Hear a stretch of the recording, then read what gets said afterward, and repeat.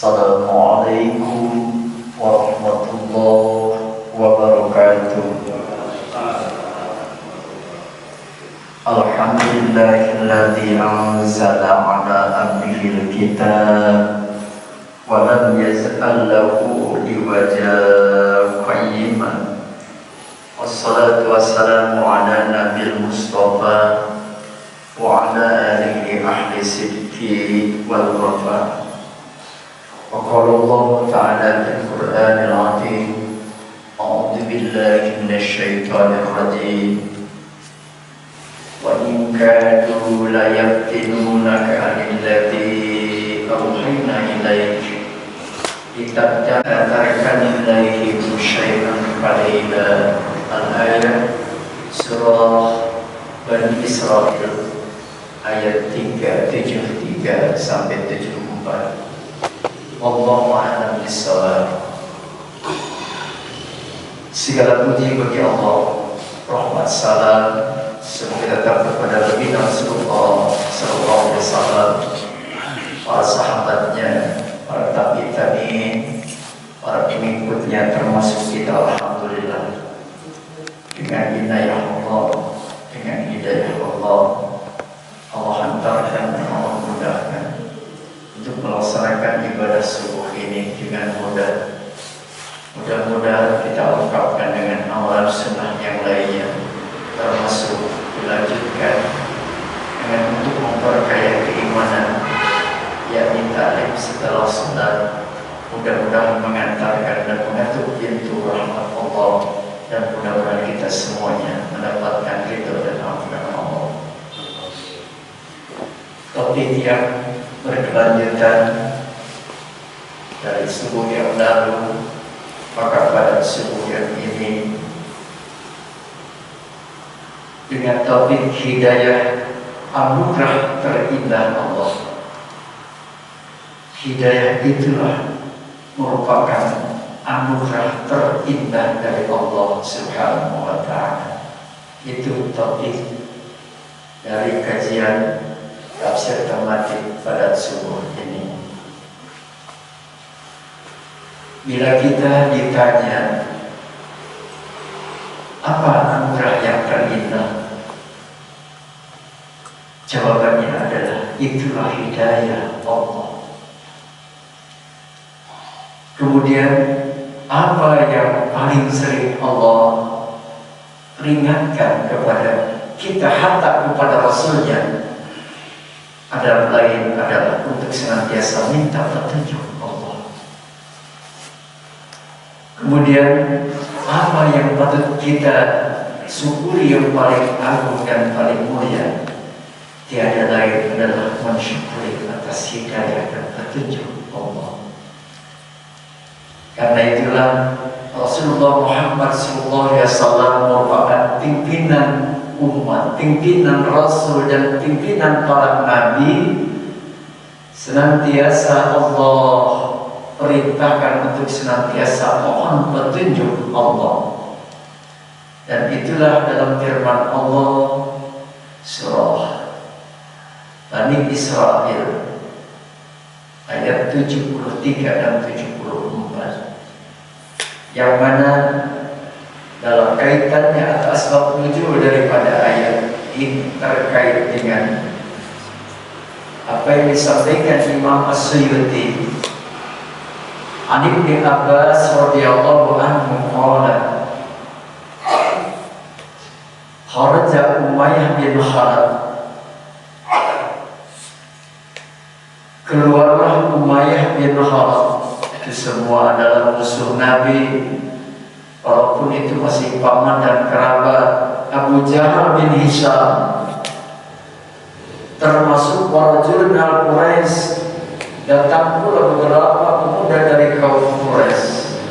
Waktu Rasulullah SAW mereka mendatangi baginda Rasulullah SAW, bahkan ya Muhammad, mereka menghadap Rasul dan memanggil oleh Muhammad, ta'al, kemarilah, fastaslim alihatina, sembahlah Tuhan kami. Itu kata bapangannya Mereka menghadap Nabi ramai-ramai untuk memaksa Rasulullah SAW agar Muhammad bersama-sama kami menyembah Tuhan kami. Wanaqulu ma'aka bidinika, kalaulah kamu menyembah Tuhan kami, kami pun akan ramai-ramai masuk ma'aka bidinika besertamu mengikuti agamamu. Maka Rasulullah SAW yastadira, itulah yang menjadi berat kepada baginda Rasulullah SAW. Firaun kaum akan berpisah dengan kaum, tetapi wa yuhibbu islamahum, dan Rasulullah sangat berharap keislaman mereka. Maka berpisahlah mereka itu. Fa'anjalallah, maka turunlah ayat Bani Israil 73-74, wa in kadu la yaftinunaka 'anil ladzi awhayna ilaika. Subhanallah, wahai Muhammad, sungguh orang-orang kafir nyaris akan dapat membelokkan kamu dari agama yang telah kami wahyukan kepadamu. Ditabtari alaina ghairah, agar kamu memikir-mikir, mengutak-atik apa yang telah kami wahyukan dari selain itu. Wa idza latahadu ka khalila, kalau kamu mengikuti itu, tentu kami adalah orang yang dekat dengan kamu. Jadi menganggapnya berteman, asal bisa join, bisa menyembah Tuhan kami, dan kami pun akan menyembah Tuhan. Maka ayat 73-74, walaula an tsabatnaka laqad kitta tarkan ilaihim shay'an qalila. Subhanallah, wahai Muhammad, sekiranya kami tidak meneguhkan hatimu di atas hidayah kami, di atas hidayah Allah, nyaris kamu akan condong tarkan ilaihim shay'an qalila, dan kamu akan menjadi pengikut dan dekat dengan mereka. Alhamdulillah, inilah pangkat Rasul saja, pangkat Nabi saja senantiasa di situ, digodain, dibujukin, dirayuin agar Muhammad tidak lurus dalam menyampaikan wahyu Allah, dalam menyampaikan agama Allah. Maka Rasulullah SAW mengingatkan, ya ibadi kullukum dhalun, wahai hamba-hambaku, kamu sekalian dalam keadaan sesat. Illa man hadaitu, kecuali siapa orang yang aku berikan petunjuk kepadanya. Astahduni, karena itulah mohonlah kalian petunjuk kepadaku, ahdiku, aku akan senantiasa berikan petunjuk. Inilah peringatan Rasulullah SAW terkait dengan ayat itu, yang terkait bahwa orang-orang kafir Quraisy ramai-ramai datang kepada Rasulullah SAW agar bengkok dalam menyampaikan petunjuk Allah, agar tergoda dengan rayuan mereka. Imam As-Suyuti menjelaskan dalam hadis ini bahwa mereka menyeru Rasul agar ramai-ramai, tetapi di satu sisi Rasulullah itu sangat mengharapkan keimanan mereka. Mereka iman dan mereka mengikuti tuntunan baginda Rasulullah SAW, dan itulah yang menyakitkan, yang memberatkan Rasul. Sampai dalam surah Al-Kahfi, fala'annaka ba'i'un nafsaka 'ala asarihim illa tu'minu bihadzal hadits asafa Quraisy. Jadi Rasul Muhammad melihat kaumnya saking ingin, saking berharap, sampai Rasulullah aja melakukan apa saja yang menyusahkan dirinya. Seolah Rasul siap, saking apa? Saking berharap agar umatnya. Tapi ayat di situ, fala'annaka, boleh jadi Muhammad, menyusahkan dirinya gara-gara apa yang disampaikan Rasul tidak diikuti, tidak mereka mengikuti apa yang dianjurkan bagi Rasulullah SAW.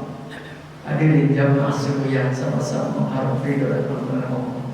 Ternyata hidayah itu tidak ada kaitannya faktor karib kerabat, saudara atau orang dekat. Karena hidayah Allah itu adalah hak prerogatif Allah. Sampai nanti terkait dengan surah berikutnya, ayat berikutnya, yakni firman Allah dalam surah Al-Qasas terkait dengan baginda Rasulullah SAW ketika menuturkan kepada pamannya yang sangat dicintai, karena dia adalah yang mengurus Nabi, yang menjaga Nabi saat menghadapi kematiannya. Rasul pun menuntutkan, ya ammi qul la ilaha illallah, wahai pamanku, ucapkanlah sekali saja dalam seumur hidup ini, asyhadu ila yaumil qiyamah, aku akan bersaksi di hadapan Allah di hari kiamat bahwa engkau telah mengucapkan kalimat la ilaha illallah, hanya saya saya. Hidayah itu tidak terkait dengan kerabat karib orang dekat. Innaka la tahdi man ahbabta walakin Allah yahdi man yasha. Maka ada yang disebut dengan hidayah arus dan petunjuk. Contoh teladan itu Allah dan Rasulnya bisa menyampaikan bersama-sama, tapi ada hidayah taufik. Rasulullah tidak berada dalam kapasitas itu. Sebab hidayah taufik, orang mengerti dan mengerjakan, seperti kita melaksanakan sholat subuh ini hidayah taufik. Bagi mereka yang punya hidayah saja, mungkin sholat subuhnya keberangan, kesiangan. Tapi ini adalah hidayah taufik, adalah kedudukan dan kepatuhan yang sesuai dengan petunjuk Allah itu. Kita bisa sahur, bisa ibadah haji, bisa taklim, bisa mendengarkan, dan subhanallah, ini semua adalah hidayah Allah. Oleh karenanya Imam Sayyidi menjelaskan, bayana jalla wa ala fi hadil ayat, Allah menjelaskan pada ayat yang mulia ini tasbih ta'muri nabi, mengokohkan agar Rasul berada pada petunjuk yang benar, wa ismatu, dan Allah menjaganya, minar rukun yang dilakukan dari kecondongan. Karena tadi mereka sangat diharapkan iman mengikuti Rasul, tiba-tiba mereka adalah menentangnya. Betapa Rasul beratnya pisah dengan mereka, tidak seolah-olah suka, tapi apa boleh buat kalau mereka tidak mau mengikuti, maka disitulah berat sekali. Maka hampir-hampir kalaulah Allah tidak menjaganya, boleh jadi tadi yang dimintakan oleh Abu Jahal dan oleh orang-orang Quraisy, termasuk Umayyah bin Khalaf, yang datang kepada Nabi agar Nabi mengikuti rutinitas ibadah mereka. Dan nanti menyambung dengan surah Al-Kafirun, qul ya ayyuhal kafirun la a'budu ma ta'budun wa la antum 'abiduna ma a'budu, sampai ujung ayatnya lakum dinukum waliyati.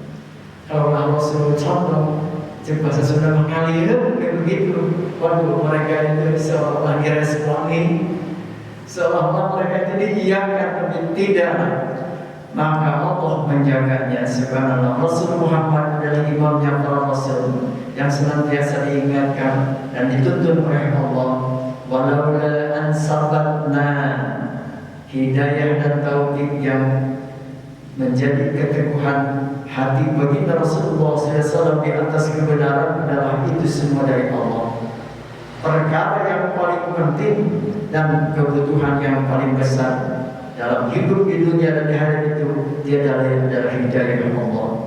Sampai Allah jelaskan juga dalam surah Al-A'raf, "May yahdihillahu fahuwal muhtadi, wa may yudlil faulaika humul khasirun."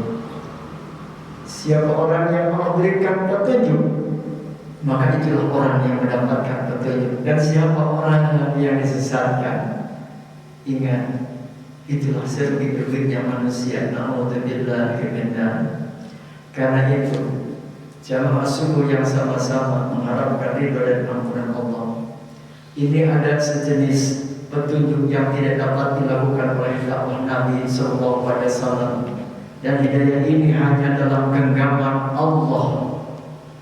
Jadi upaya dan ikhtiar manusia hanya bisa memberikan contoh dan teladan. Maka banyak yang sampai inna arsalnaka illa balagul mubin. Kami mengutusmu wahai Rasul ila balagul mubin, hanya sebagai mubalik, menyampai. Tidak akan bisa memaksakan menyimpan hidayah kepada hati seseorang kalau tidak diizinkan Allah. Maka sejenis petunjuk inilah adalah merupakan hanya milik Allah. Pantas kalau Abu Jahal, termasuk Abu Talib, orang yang paling dekat dengan Rasul, saat kematiannya dia tidak mengikuti apa yang dituntutkan bagi Rasulullah Sallallahu Alaihi Wasallam. Dalam penjelasan yang lebih mendalam lagi, saya mengutip dari tafsir yang dijelaskan oleh Pak Presiden. Ada dua ragam hidayah keagamaan itu, yakni hidayah yang bersifat irsyad, yaitu Allah dan Rasulnya yang berperan. Tapi ada hidayah yang bersifat taufik, hanya Allah. Maka itulah hidayah taufik, itulah hanya hak prerogatif Allah. Manusia tidak bisa ikut andil dan memaksakan orang untuk mendapatkan hidayah tersebut. Karena itulah Allah senantiasa mengingatkan, innaka latahdi ila siratal mustaqim. Itu adalah kita dan Rasul bisa. Tetapi dalam memberikan hidayah taufik, itu hanya hak prerogatif Allah. Dan pada hidayah yang kedua ini, Nabi tidak dapat berperan, karena semuanya adalah bisya'illah, hanya dengan kehendak Allah.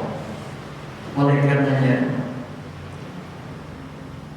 pendakwah atau penyampai risalah setelah Nabi tidak boleh memaksakan dan tidak boleh putus asa dalam menyampaikan risalah Allah ini, dan teruslah tanamkan jiwa ketulusan dan keikhlasan selama hayat dikandung badan. Tetapi juga untuk mendapatkan hidayah ini harus ada dua hal yang sama-sama. Yang pertama, dengan kepiawaian yang memberikan petunjuk, dan yang kedua ada keterbukaan orang yang mendapatkan petunjuk. Ya, contohnya Rasulullah dengan tulus dan ikhlas menyampaikan tuntunan kepada pamannya, tapi tidak ada kesiapan hatinya untuk membuka hidayah. Maka disitulah Allah lah yang membukakan pintu hidayah seseorang untuk mendapatkan petunjuknya, nasihatnya, termasuk tuntunan dari baginda Rasulullah Sallallahu Alaihi Wasallam. Maka hidayah terkait hati dan pikiran. Kalau hati dan pikiran ini membuka, maka hidayah akan masuk. Oleh karena proses hidayah itu harus terjadi dua arah. Keaktifan orang yang memberikan petunjuk atau menuntunkan atau mencontohkan, dan yang kedua kesiapan yang didakwai, kesiapan yang mendengarkan. Wabil khusus inilah contoh. Mudah-mudahan saya diberikan keikhlasan dalam tausiah yang merangkum dari tafsir tematik yang mudah untuk disampaikan dengan simpel, dan bapak-bapak berkesiapan setelah sholat subuh untuk sesaat bersama-sama membahas sebelum wiridnya yang panjang, sebelum doanya yang panjang, tapi dengan kelihatan terus dan ini menunjukkan ciri orang mendapatkan hidayah sampai ada 17. Yang apa saja mereka? Ciri-ciri dari orang yang mendapatkan hidayah Allah Subhanallah tabarakallah, antara lain bahwa ciri orang mendapatkan hidayah Allah yaitu yufaqihu fiddin. Dia itu mulai mendalami agama. Maka sibuk apapun dalam kesempatan dimanapun bagaimanapun, kalau ada kesempatan di situ taklim. Ini ciri orang mendapatkan hidayah. Dan yang kedua, rajin cari ilmu. Di samping dia bukan hanya sekedar dikatakan urgent dalam keadaan dimanapun, tapi dia menjadwalkannya dan teringat apa yang jadi kalau bapak dia. Saya mengenal jamaah di Masjid Besar Cipaganti ini. Alhamdulillah, mudah-mudahan ini ciri dari hamba Allah yang mendapatkan hidayah Allah. Rutin ketinggalan, rutin kelihatan gini. Kalau dia absen sampai Pak Haji menanyakan kemana si pulang. Ini adalah menunjukkan kebersamaannya dalam hidayah. Amin. Dalam hidayah. Bahkan yang ketiga, ciri orang mendapatkan hidayah itu mulai membenahi dari ibadah. Tertib dalam bersuci, tertib dalam sholat, dilengkapi dengan romanti, dilengkapi dengan sunnah-sunnahnya. Itu ciri orang mendapatkan hidayah, menata, menyempurnakan sebagai pribadinya ibadah Allah termasuk khalifatullah, disempurnakan pula hubungan dirinya dengan sesama. Dari mulai sudah jembat dosa, kasur, jembat dosa, dapur, jembat dosa, sumur, jembat dosa, pembur, jembat dosa, gubernur. Nah, ini benahilah. Insya Allah itu ciri orang mendapatkan hidayah. Dan yang kelima, mulai dia itu kembali bertanya. Ibadahnya itu tidak taklid, tapi mulai bertanya dengan dalil, bahkan mulai membenahi bacaan. Maka di Masjid Cipaganti ini judulnya atau materinya tiap subuh bervariasi, dan itu melengkapkan untuk dakwah. Maka ada yang narasumber melengkapkan dengan bacaan Qur'annya.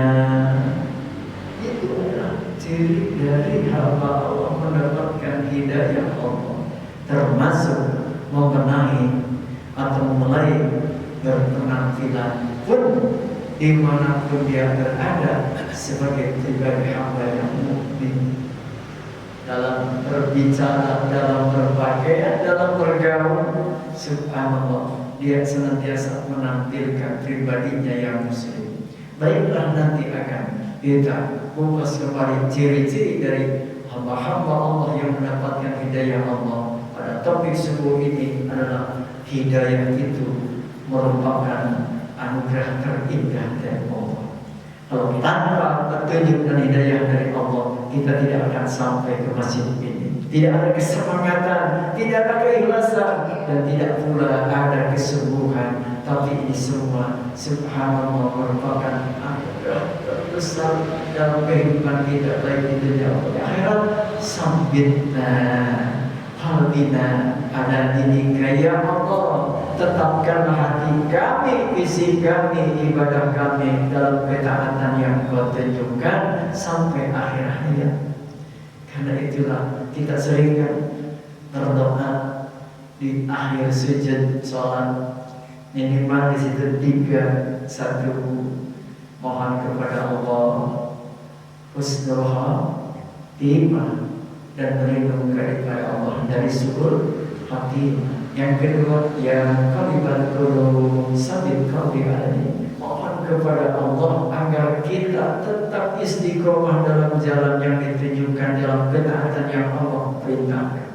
Dan yang ketiga, minta kepada Allah taubatan nasuha, taubatan qabla al-maut, warahmatan indal maut, wa maghfiratan ba'dal maut. Bahkan Allahumma habib alaina isyahatil maut, dimudahkan dalam kematian, wa najatan minan selamat daripada neraka, wa najatan lana wa afa'ina hisabannya mulus sehingga masuknya di surga Allah Subhanahu. Ini semua merupakan hidayah yang Allah berikan dan merupakan anugerah terbesar dalam kehidupan kita. Mudah-mudahan Allah hidayah, Allah berkahi dan Allah rahmati sampai berjumpa dengannya. Allahumma shalli wa sallim wa barik ala Muhammad syakirin hamdan amin hamdan yuwafi ni'amahu wa yukafi mazidahu ya rabbana lakal hamd kama yanbaghi li jalali wajhikal karim wa 'azimi sultanik. Allahumma nas'aluka al-huda wal tuqa wal afafa barkina ya Allah. Limpahkanlah kepada kami hidayah, petunjuk, ilmu yang senantiasa menuntun kami. Rabbi zidna ilman nafi'a warzuqna fahma. Limpahkanlah kemudahan dalam memahaminya, ringankanlah untuk mengamalkannya, dan mudahkan pula untuk mendakwahkannya ya Allah. Ya Rahman, ampunilah dosa kami, dosa ibu bapa kami, dosa guru kami, dosa kaum muslimin muslimah. Ya Allah, jadikanlah keluarga kami, anak-anak kami yang senantiasa berada pada petunjuk dan hidayah-Mu. Jauhkanlah dari segala malapetaka, mara bahaya, termasuk dijauhkan dari segala kemusyrikan, dari segala kemaksiatan yang hanya merugikan diri kami. Ya Allah, istiqomahkanlah kami semuanya berada pada hidayah dan petunjuk-Mu sampai akhir hayat. Rabbana akhirlah hidup kami dengan husnul khatimah. Rabbana taqabbal minna innaka antas samiul alim wa tub alaina innaka antat tawwabur rahim. Rabbana atina fid dunya hasanah wa fil akhirati hasanah wa qina adzabannar. Wa sallallahu ala Muhammadin khairil khalqi wa ala alihi wa sallam. Subhana rabbika rabbil izzati amma yasifun. Wassalamu ala mursalin walhamdulillahi rabbil alamin. Assalamualaikum warahmatullahi wabarakatuh. Waalaikumsalam.